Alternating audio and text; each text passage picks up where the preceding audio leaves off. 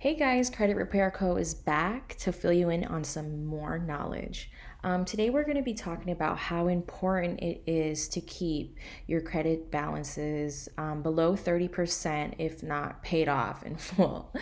I'm going to show you one of our clients. He had a score of 730, as you can see here. Good credit, 730.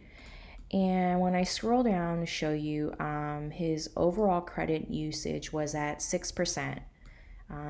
His credit debt was $111. So now let me show you his most recent credit score. His credit score is still good. It's a 701, but it did drop 29 points. So let me show you.